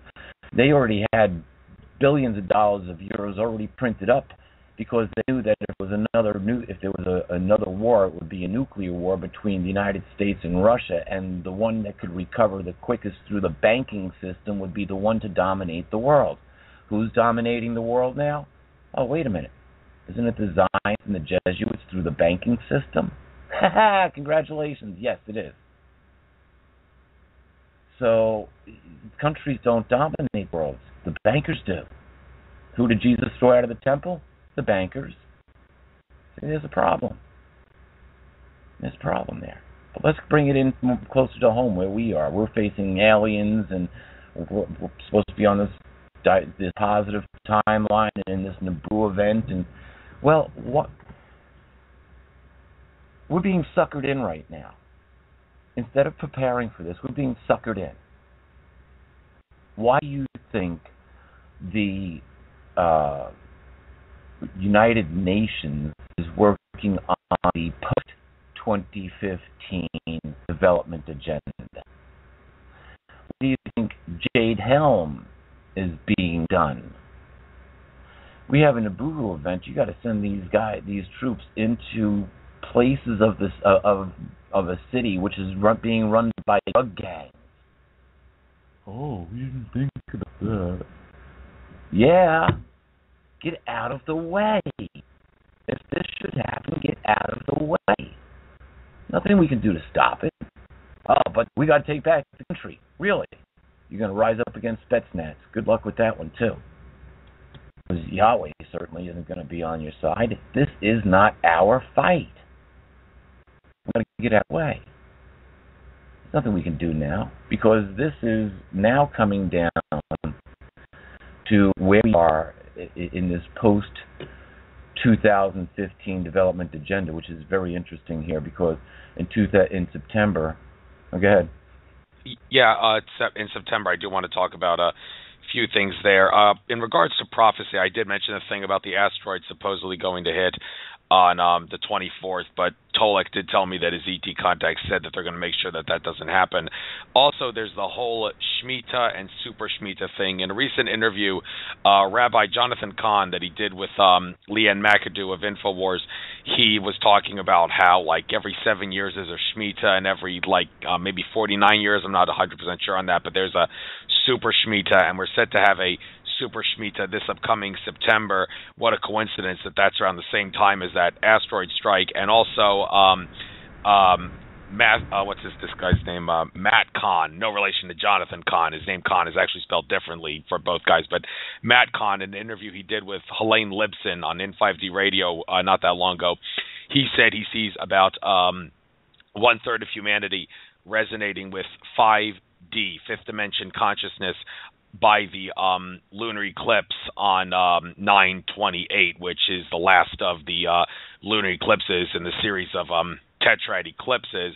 Although in my interview with Neil Kramer, and I brought that up with Neil Kramer, he said he can't see how that many people would resonate with 5D consciousness by that time, so he disagrees with that. And then there's the whole thing about Jade Helm supposed to end around the September time period. So this September, and I forgot to mention, the Pope is coming to America then, and right now I'm currently in the process of trying to set up a protest to protest the Pope's arrival when he shows up in Philadelphia, so we can expose the Vatican for the satanic cult that it actually is. And by the way, you're more than welcome to come along to wherever that's going to be. So so obviously September is going to be a big time period in regards to what's going on. So before we start talking about post 2015, we might as well specifically talk about all this stuff that I've just talked about in regards to this September, the Shemitah, the asteroid, 5D consciousness by the last tetrad eclipse, and Jade Helm. Okay, let's start with the Shemitah. You know, in around the year 600 BC, the Babylonian armies came in and destroyed the city of Jerusalem because they weren't keeping the Shemitah. As a matter of fact, they didn't keep it for 70 times. And so what they did during that time is they reverted to Molech and Baal worship. And so the prophet Amos's words came true, where the Babylonians came in, razed the city, and took them captive back to Babylon, and then the Medes and Persians came in and took the Jews captive into Persia. So when Amos, and I'll quote what Amos said in a minute, I'll quote what Stephen, the disciple Stephen, said in the 1st century. So the first time that the Temple of Jerusalem was destroyed was because they weren't keeping the Shemitah, and they had taken up Molech worship. Now, Molech and Baal worship both. As a matter of fact, one of the kings actually put a pillar of Baal into the most holy, and that's when the Ark of the Covenant vanished. There is no more record of the Ark of the Covenant once the pillar of Baal was placed into the most holy. So let everybody go do their archaeological homework. I don't care what any researcher says, but that's when they have to start looking where the Babylonians came in. Regardless, in the 1st century, disciple Stephen standing before the Sanhedrin, the Jewish high court, who wanted Jesus dead, and who made sure that he was put to death. And he said, and it was the disciple Stephen who quoted Amos, and these are Amos's words, speaking for Yahweh or Jehovah in the 1st person. Was it to me, O Israel, to whom you worship those 40 years old? This is after they came out of Egypt. No, it was to the tent of Molech and to the star Raven, to whom you sacrificed, made idols to. And for that I will send you far beyond Babylon. Now, this is the disciple Stephen quoting Amos to the Sanhedrin, the high court of Jerusalem. After he got done quoting Amos, they took him outside the city and stoned him to death.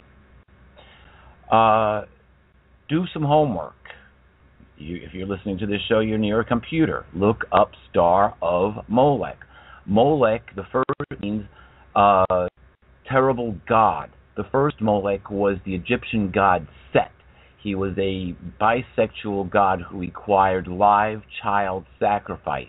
Guess what? You can an abortion now before the child's even born and sacrifice it to Molech. 500,000 children a year vanish off the planet, sacrificed to Molech. In the Assyrian belief, Molech's an owl. And so it is on our money, right next to the little one up in the upper right-hand corner. It is worshipped by the world's elite and powerful at Bohemian Grove. And indeed, the star of Molech is on the flag of Israel. And so Revelation 3:9 says, I will make those from the synagogue of Satan who claim to be Jews and are not, but are lying, come before you and do obeisance, so they know that I have loved you. Wait a minute. Those from the synagogue who claim to be Jews and are not, but are lying? If they changed the Bible, why didn't they take that part out? Because that's right to Zionists. And it's interesting, when you look at the Knights Templar, two riders on the same horse, they go back to Jerusalem. I'm ahead of here. Let me back.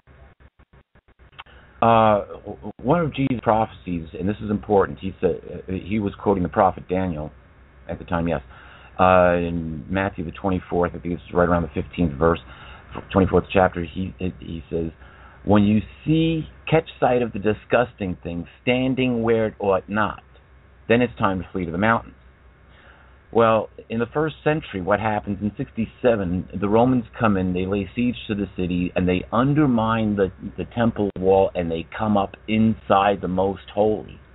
And then as the historian Josephus says, for some reason, they pulled out and they left. They went back to Rome. Well, the Christians who were caught in the followers of Christ, because there were no Christians at that time, but the followers of Jesus, the Messiah, left the city and headed to Asia Minor. That was their signal to get out.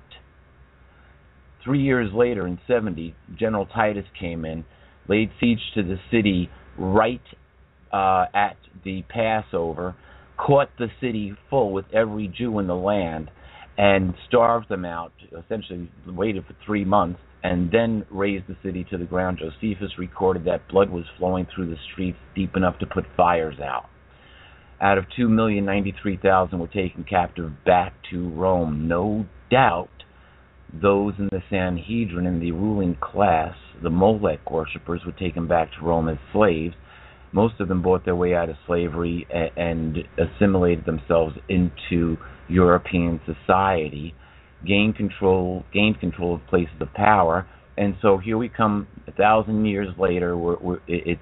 The church, for some reason, thinks it's a good idea to go back to the Holy Land and capture Jerusalem and make it safe for all the pilgrims.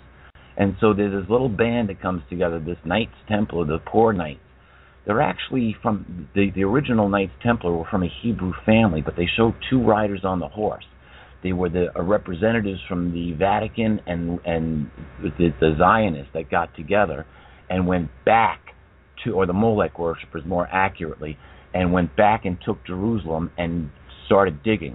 Nobody knows exactly what they found. They believe it could have been riches. One thing's for sure, they found knowledge, because they transformed all of Europe from edifices of wood to stone facades that haven't been seen since the days of the Roman Empire. Look at Notre Dame and some of the great cathedrals that are built, all based on this knowledge that they captured back, or that they brought back from Jerusalem. Now, they set up our banking system, and who controls it today? The Zionists and the Jesuits, the two riders on the horse. So nothing's really changed for over 1,000 years. Think about that. So here's the thing. We have September 23rd, 24th, and 25th, and then 26th and 27th and 28th. I think actually the 26th the Pope will be here, and then he's gone. Exactly how gone he's going to be, I'm not sure. But on the 23rd, he goes and he speaks to the Obama at the White House. On the 24th, he comes before Congress. The United States, a country that's prided itself on separating freedom and religion, is hosting the world's biggest religionist to speak before the American people's government, or what's supposed to be the American people's government. We actually really know that all of Washington, D.C. is one of 3 city-states along with the City of London and the Vatican. They're all working in cahoots to rule the world. All roads still lead to Rome. Now, from speaking before Congress on the 24th, he then goes to the 70th General Assembly of the United Nations, where they will be voting on the post-2015 development agenda, and he will be blessing it and signing off on it, no doubt with the sign of their cross. And we will see there a symbol of the thing causing desolation, because look at the Church of Rome and look at how many people have died during its capture of golden continents. Take a look at what the Spanish did to South America. Enough said. But when you look at all of that history that the church has and the involvement in the wars that it's been, you want to see something interesting? Do an overlay of the Nazi Third Reich and the Holy Roman Empire. Look at an overlay on Europe. They're virtually almost identical. So there you go. The church is involved in bloodshed and has been since its inception. It does not represent Jesus. It does not represent the Bible. It represents ancient Samaria, and the church worships the Holy Mother, or Syriamis, and it worships the sun. What it shows you is a dead man on a stick. It says, this is your God, we killed him. The God that you're worshiping is that sunburst behind him. And even when they hold Mass, what do? A sun disk. Have a bite of the sun, and it's put into a holder that looks like the sun. Have a bite of the sun. You see, it's all, if they all think they're doing it in the name of Christ, and they're not. That's why they don't tell you which God you're actually worshiping. Jabulon, or Satan, or devil, or whatever you want to call him. The closest that we can get is his description in Ezekiel, which is the covering cherub of Eden, an interdimensional life form that was supposed to be watching over the Garden of Eden. Now, I just want to jump back here because this is important. When they ate this fruit, whatever happened, one thing for sure happened. Before they ate this fruit, they were in a state of alpha. Now, let's just look at how the brain works, and this is where I have a little situation when people are going to resonate themselves into the 5th dimension. I'm not quite sure about this, because this is how your brain works. When you are dead, there is no brain activity. From 0 cycles per second up to 4 cycles per second is delta. You are in a coma, or you're pretty much out of your body, or lucid dreaming. You can consciously leave your body in delta. In theta is from 4 to 8 cycles per second. That's pretty close to where the Schumann resonance should be. The Schumann resonance should be vibrating at 7.83 cycles per second. So the upper end of theta. In theta is where the Farsight Institute does their remote viewing from. At theta, the laws of the 3rd dimension no longer apply, and consciously we can go any place we choose. All we have to do is know where to go. Forward, backward in history, not limited by dimension. Alpha's a great. Alpha, our brain vibrates from 8 to 12 cycles per second. Alpha is where we do our daydreaming. It's where we meditate. It's where we pray. It's where we make love. In Alpha, everything is beautiful. We plan in Alpha. If you're planning on going on vacation, you'll be sitting there. Let's say if you're going to go to the beach or going to go to a tropical island, you'll sit there and you'll hear the surf breaking. You'll smell the salt in the air, and you'll feel the warm sun, and you'll be feeling the cool drink in your hand, and you'll have all these sensations, and you'll still be sitting home at your computer looking at the pictures that they show you. But that's Alpha. The next level up from there is Beta, and in Beta, our brain cycle above 12 cycles per second, actually all the way up to about 35. Above 35, we are in Giga. I'm sorry, not Giga, Gamma. We are in Gamma. But in Beta is where the fight and flight response is, and it's where fear lives. If you are out of beta, you are not going to get into a fight. You're not going to be afraid of anything. However, the higher you get into a level of beta, the less rational you become. And if you get up into giga, both hemispheres of the brain are working. You can pretty much figure you're going to be in mental overload and pass out, because our brains can't handle giga very well. The only life forms on this planet who think in giga are dolphins and other types of creatures. So our brains are never going to handle, I'm sorry, not giga, gamma. Gamma is the correct vibration. That is from 35 up to pop. The thermometer went through the glass on the top. I don't know how high up they've ever measured a human brain. But here's the problem.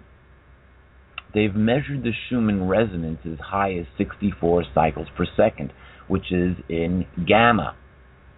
Our brains don't like gamma. Our brains don't like beta. Our brains like alpha. We get along with beta, okay. But here's the situation.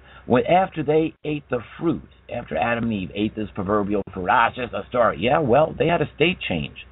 What happens? They eat the fruit, and all of a sudden they realize they're naked. They go put clothes. They cover themselves with leaves. And then they hear the voice of God, and they become afraid. Well, they got to be in beta to become afraid. And what do? They take flight, and they hide. God says, why are you hiding? You guys had a state change here. What's going on? Did you eat the fruit? Because that would have given them a state change. And you see what happens after that is a history of murder and death. We have Cain and Abel. After that, you've got the Watchers come to Earth, and you've got them creating, which are also interdimensional beings who seem to be able to impregnate whatever they touch. But the record, it says, in the Book of Enoch, it's fantastic with this. Book of Enoch, if you read the Book of Enoch, you get the true sense that we live in a multiverse, and that we're dealing with interdimensionals, not creatures from another planet. Because in the Book of Enoch said that the life forms that he met had the power to change from the form of fire to the form of man and back to the form of fire. Now, in the Bible, all it says is that Enoch was a friend of God and he was taken by God. But it doesn't tell you where he was taken. The Book of Enoch tells you where it was taken, and it goes totally incongruent with the rest of the Bible. And we can be pretty sure that Jesus read it. We know that Peter read it. We know that Jude read it because they both quoted from it, but Jesus never quoted from it. So it never made the Bible canon, but it is a fantastic book of interdimensional life forms that come to visit Earth. Not people from Sirius B, or not people from some other nebula, or it's not people from halfway around who knows or who cares where. The reason why all of these aliens have physical forms is that people don't understand the multiverse. My mother, one of the most brilliant people I've ever had the pleasure of being around. You want to talk about a walking, talking biblical dictionary. She's like an instant concordance. I start talking about string theory, M theory, superstring theory, the multiverse. Her eyes glaze right over. She can't wrap her mind around anything I'm saying. Now, if one of the most brilliant people I've ever had the pleasure of meeting can't understand what I'm talking about once I get off planet, how do the vast majority of people that don't have a half a brain cell in their head going to understand anything? Now, there are enlightened people that have made contact. Who have they made contact with? I don't know. Are they part of the rebellion? I don't know. Are they part of the 200 million that are loyalists? Might be. Here's the fact. There's a rebellion within the rebellion. And we can talk a whole show about how what's going on within the rebellion, but there's one thing that's for sure. One thing that we can pretty much be sure about.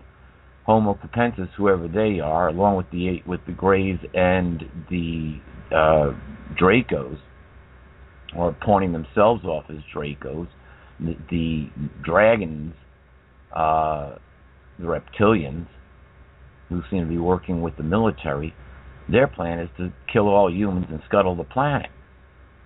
So there's a difference of opinion on what should be going on with the future of the humans. However, they can fight all they want because the immortals already have it nailed. the immortals will be controlling our future. And there's a lot of wisdom here. It was the Watchers who was supposed to watch over us and the covering cherub of Eden to make sure that we didn't get into trouble. And what happened was that the covering cherub of Eden became rogue, decided that he wanted us for his own little pet sanctuary, and then he talked the Watchers into coming down here and fathering the Nephilim. They left their post. It's a very interesting little depiction that Arthur C. Clarke gives us in the movie 2001 and then again in 2012, and that is the Star Child who David Bowman becomes, because that's pretty close to what the immortals will be once their job is over, making sure that we are on the positive timeline. Now, with all of the mayhem that goes on, the wicked and the presumptuous are the ones who lose out. So if you presume that you have the right to reestablish whatever you want to reestablish on this planet, well, you go right ahead. If you are part of the military complex, if you work for the government, and I don't mean the post office, I mean if you are an aide to whomever, or you work for the NSA, or you're a clerk at the CIA, or you're an agent for the FBI, then you are part of the support system.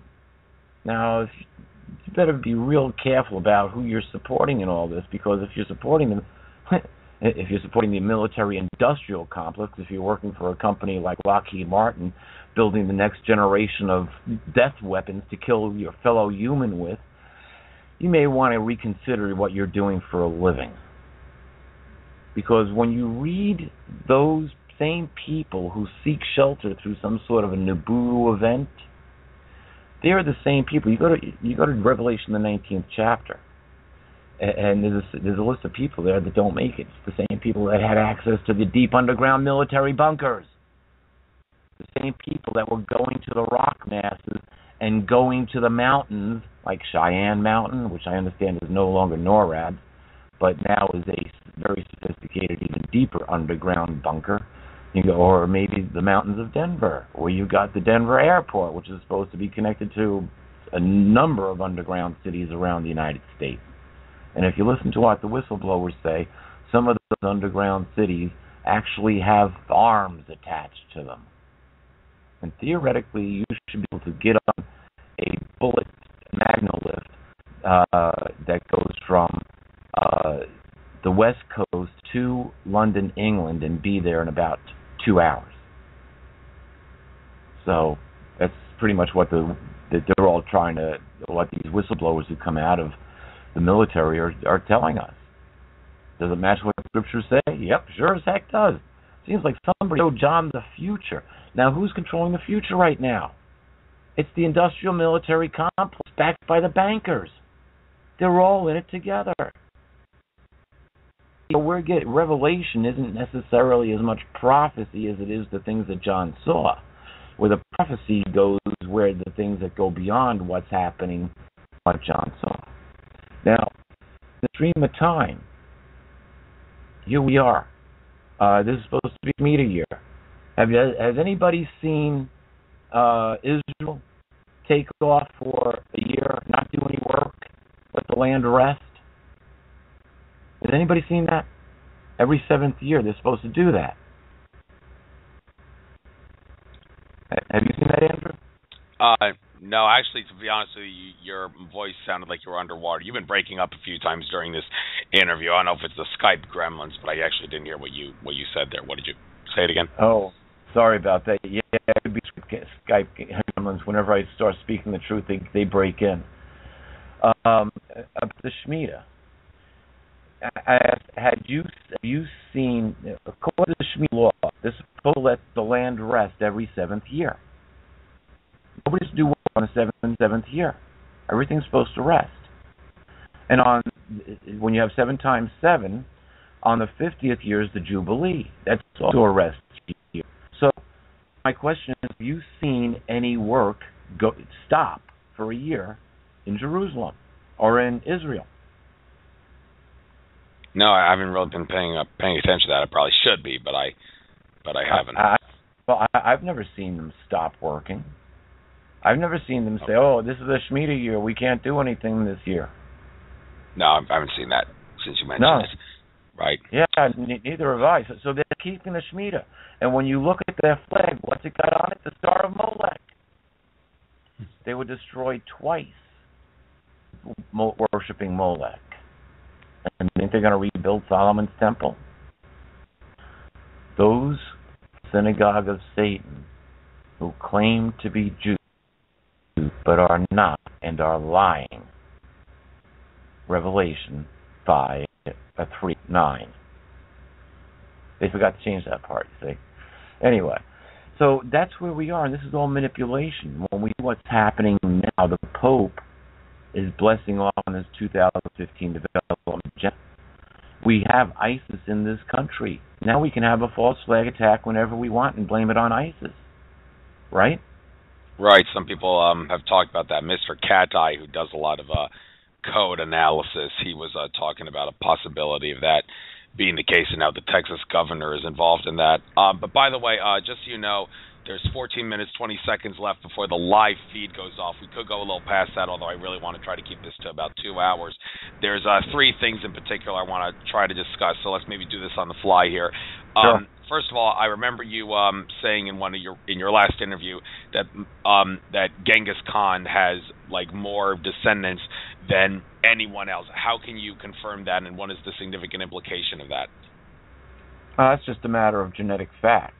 It was actually part of the human genome study, and they found that he actually fathered more people than anybody else on the planet. And the chances are, if you live in Asia, you're going to, what is it? I think one in three people, I believe, have his genes. So, you know, he was pretty prolific. I mean, you can find that data. It doesn't really apply to us today, although there are a lot of Oriental people on the face of the planet who are dragon workers. All right, thanks for covering that. One other thing. The whole issue of a code in the Bible, like it's been said, there's more than one type of Bible code, but the one I'm talking about is the one that, like, the History Channel did a couple of programs on, maybe 7 years ago or whatever. Yeah, I'm very well aware of it. I actually downloaded a copy of one of the computer programs for that code and plugged my name in it. It tied up my computer for the whole day. I finally stopped it after 68,000 hits, and it was coming back Bush, China, and bomb. So I was like, I just can't. Well, here's the thing about the Bible code that makes some people skeptical about it. Like some people, like David Icke, he says, well, I don't believe in the Bible code, and his argument was, there's like, if you can find Oswald and JFK assassination together, you can also find like Pentagon, 9/11, airplane. Well, no airplane at the Pentagon on 9/11. Oswald did not assassinate JFK, so he seems to think that means the Bible code is bullshit. Well, no, the Bible code apparently is telling the story that the powers that be want us to believe. So, but that most certainly does not mean the Bible code is fake. So what do you make of that thing? The Bible code, it seems to be real, but it seems to be telling us things that the powers that be would want us to believe. Here's the thing. You can argue about the validity of the Bible all you want. Once you start running the Bible code up with the differences that they found, it's confounding. There's more to it than just some book that was written. So if nothing more, you have to look at the code and saying and get it as an authentic, essentially something that authenticates the Bible. So, as I said, the problem that we have in the Bible is that nobody, I don't care, go to your priest, go to your minister, go to whoever you go to on Sunday and say, Father, can you explain this to us? And by the way, Jesus said, call no man your father except for your heavenly Father. So why does the church require you to call a priest father? Jesus also said, don't say the same prayer over and over again thinking you're going to get an audience with God. Say things from your heart. Talk to your heavenly Father. Anyway, regardless, the church isn't going to teach the truth about the Bible. They're teaching it through Anunnaki methods. That's why once you look at it through scientific methods, look what fits and what doesn't fit, you get a whole different story. And so once with the Bible code, yeah, there are things that you just can't debate about it. Is it real? It seems to be proving it. So, okay, Oswald didn't kill Kennedy. We don't know that for a fact, but Oswald got blamed for it now, didn't he? Evidence would show that planes did not fly into the World Trade Center. However, you ask anybody on the street what happened to the World Trade Center on September 11th, 2001, they're going to tell you planes flew into it. Yeah, and one more thing about, there's that guy Brandon McKay who did like an analysis of a code in the book Moby Dick, and he said that he could find things for like the JFK assassination and also the assassination of Martin Luther King and Indira Gandhi. Now, some people say, well, the amount of stuff you can find in Moby Dick is nowhere near like what you could find in the Bible. So all that stuff that he found in Moby Dick, well, that's just by sheer probability he's going to find something like that. But others would say, no. The forces that created the Bible code, they knew that Brendan McKay was going to look in Moby Dick for a code of sorts to see if he could debunk the Bible code. So they somehow put that stuff in the book Moby Dick to make it seem like the Bible code is fake. Do you think maybe there's some truth to that idea?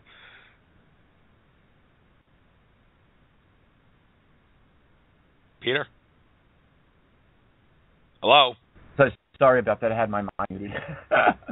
There's a strong possibility that the great authors of antiquity may have actually had help writing. You look at the Bible; every one of those authors is supposed to be inspired. So, who inspired other famous writings? We don't know, but it's interesting. Let me bring this. We have 10 minutes. I want to leave people on the positive timeline. When we look at this, though, you look at Daniel, the 10th chapter, we get this angel, Gabriel, an interdimensional that shows up, and he says, sorry I'm late, I was fighting with the Prince of Persia. Now, he wasn't fighting with Xerxes or Cyrus the Great. He was fighting with some entity that had possession of the kingdom of Persia and was called the Prince of Persia. If you read what Princess died, so when he leaves, he says, well, I'm going to go fight the Prince of Persia, and look, the Prince of Greece is coming, which would indicate then that there would be a Prince of Rome, a Prince of every other country on the planet. And considering that there are 100 million in the rebellion, and no doubt they have different rank, you're going to find a lot of the people on this planet who are in position of power, like Hillary Clinton. But I like what Princess Diana said, or she called the Queen and Prince Philip reppies, because allegedly, according to what she said, she watched them turn from their human form into reptilian form and back, and they told her if she ever told anybody, they would kill her. Well, she ain't around today because she told somebody, or maybe several other reasons. But we have to look deeper into who is controlling this planet. The Bible says the entire planet is being controlled by the wicked one. Even the airways are controlled by the wicked one. You can go further. It says our fight is not against flesh and blood. It's against those who are essentially the government and the wicked spirits in heavenly places, off planet at that time. So there's always, when you read what is written in the scriptures, you got 6,000 years of alien involvement in human history. You can't get away from it. The church doesn't tell you that. But here's the thing. Go to your priest, minister, rabbi, whoever it is, say, hey, explain this to me. Father, here, tell me the holy mystery behind Genesis 2, chapter 21 through 23. And when he says, oh, my child, that's a holy mystery, we'll never understand that. Well, Father, isn't that genetic engineering? I was going out with a woman a few years back who was very Catholic. I told her to tell her priest that, or ask her priest that question. I never heard from her again. Anyway, I wonder how many Hail Marys she had to say, regardless. But that's the deception that we're under. And so it's time to wake up in what we feel in our heart in a state of love, because it's that vibration that brings us back to puts us in harmony with the earth and with everything around us. Well, yes, right. And I understand you want to end on the positive timeline, and we've got about 5 minutes and 50 seconds before the live feed goes off, but I absolutely have to address this. It might be a little negative, but it has to be addressed, because of all the videos that Alfred Webre uploaded to his YouTube channel, the most popular one was the one where you talked about how Prince William is going to be the future ruler of the world, and he would be like on the trinity of like the Obama, the Pope, and him. Now I wonder how this new baby that is now part of the royal family that was just born plays into this, and we all have to keep in mind that like a couple years ago there was that other kid that was born, and you have to wonder how those children play into this whole thing. So we have to discuss this whole thing about Prince William. You got 5 minutes and 10 seconds before the live feed goes off, just so you know. Okay, really quick about Prince William. Prince William turns 33 this year on June 21st at 2100 hours, interestingly enough, 2103 to be exact. The royal government is set up as to his father, Prince Charles, has to reign before him. And the Queen ain't getting any younger, and the world is changing. Prince Charles doesn't want to reign. And there's a big royal rift, especially where Camilla is concerned. So exactly how this is all going to go down is difficult to tell. However, the Queen has certainly blessed Prince William, and he is really the next in line, and he's grown phenomenally in popularity, especially after he got married. Everybody just loves Prince William. He looks like his mother. Anyway, the situation as it is where he comes to power is really laid out in the protocol of the learned elders of Zion. And for anybody who says, oh, that's just a bunch of hooey, no, you go read it, because it reads as a blueprint for the last 100 years.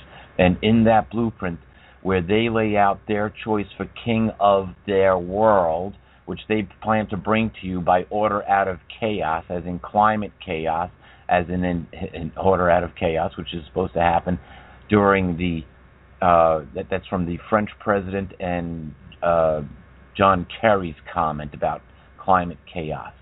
The climate of chaos. So order out of chaos. So we're going to start seeing strange things leading up, and probably, maybe not this year, but next year, 2016. They're going to want to get all of this terrorist stuff under control, and if we have some sort of an impact, and most likely it'll be false flag. It might be a Nibiru event, but they're going to want to rebuild everything in the post-2015 world. They want to rebuild it their way.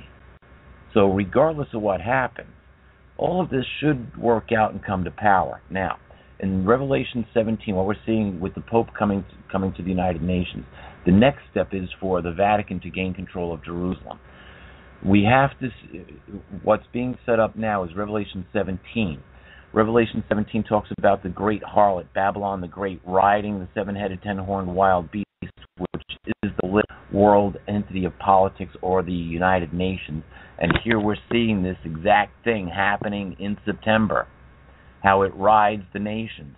And then it talks about how there's an eighth king that comes up, and its sole purpose is to destroy the harlot, and it makes her naked, exposes her, eats her fleshy parts, and burns the remains with fire. Now, if you wanted to solve world poverty, just disperse the church as well. So we're all being set up for this, and it'll take us right to the positive timeline.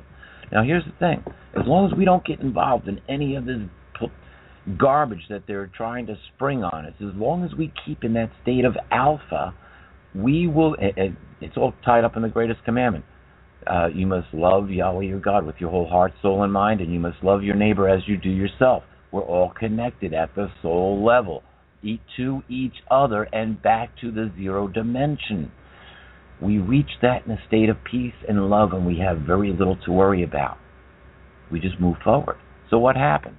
Sooner or later, we are going to have some sort of an alien war here on this planet, because the King of Kings, Lord of Lords, and armies of the heavens are going to show up to remove the Draco-Gray alliance, along with the military-industrial complex that Eisenhower warned us about, and all of those related to it. And when you get to Revelation, the 19th chapter, it says that the birds of heaven are called together, mid-heaven, are called together for the great evening feast of God, that they may feed on the same ones who try to get underground and go to their deep military bunkers. It's the rulers of this planet who are trying to exterminate the people. So that whole faction has to go. There is no room on the positive timeline for those people. So it's a judgment period. There's no saying on how they all die. It's a judgment period. And it's our choice to move into that positive timeline and to stay on that positive attitude and to care for each other. And once we do that, we get our DNA restored. We move back to a positive Earth. Earth comes back to a harmony. And you know what's great? Once we are back to human perfection, we go to the next level.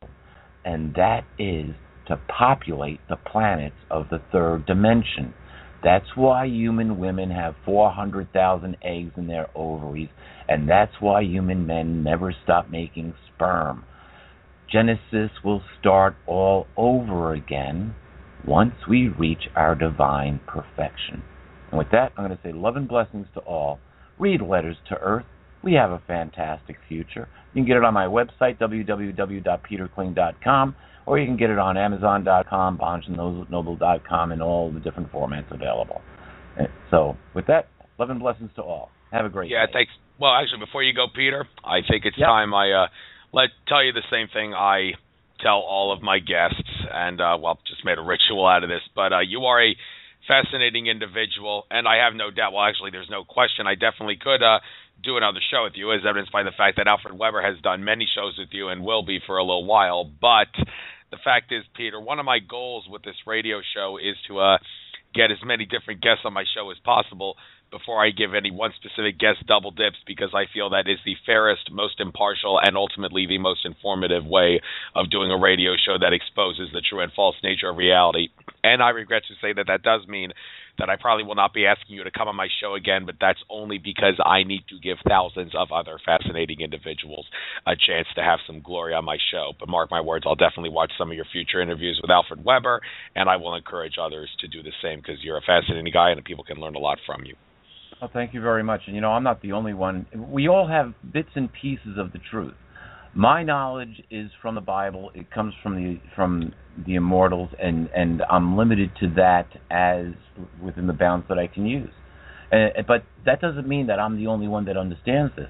If you listen to some of the interviews, though, Alfred and I started doing this in July of 2013 with the 2013-2017 positive transition to the positive timeline.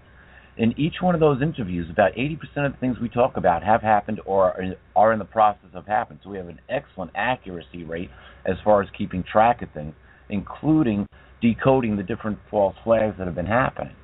So there's still more to come.